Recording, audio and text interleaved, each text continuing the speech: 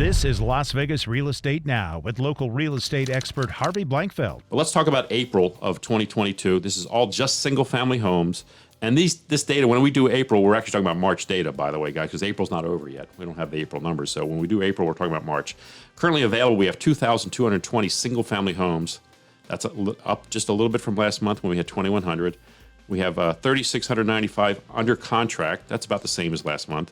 We've sold 3,138 in the last 30 days. Again, single-family homes. That's up a few hundred from last month.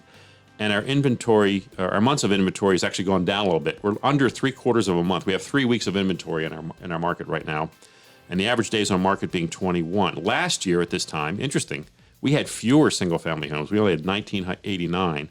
We had 4,551 under contract, and we sold 3,500 in that same time frame. But we had 1.28 months of inventory then at that time. 36 days on the market then. Things have changed significantly since that point, but we still had tight inventory back then. The first chart I want to show you is a pie graph, which basically says that 3/4 of our homes are selling and closing within 45 days. There's 25% of our homes that are not. That means to me, very simply, 25% of our homes are overpriced. Period. End of story. There's no reason for them not to be selling unless they're dramatically, and I mean dramatically overpriced, because in this market, buyers are reaching above their comfort zone a little bit. Yep. You know, they've got to be to get a house. The next one is our stack chart. This is the one I do every single month, and what you're going to see is that we're a little behind last year's activity. Last year was a record year in single-family homes in Las Vegas, better than any year since we go back to 2000, better since any year. This year, we're just slightly off of that. We might be on pace for B in one of the top 4 or 5 years, but right now we're running behind last year in our stack chart.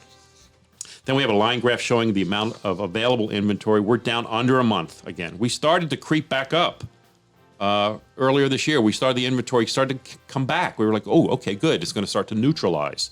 Sellers won't have as much of an advantage in negotiation, but now it's gone back. It's gone back to one of the lowest points we've ever seen, where, like I said, we have like 3 weeks worth of inventory.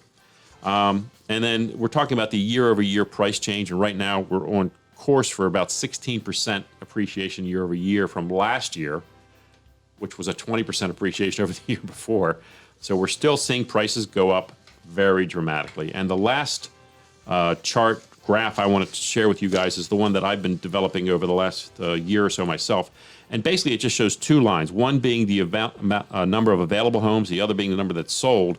So it shows you which way the market's headed, and it's still very much a seller's market. We're selling, like last month, 3,138. We only have 2,220 available, so you're seeing it very much a seller's market.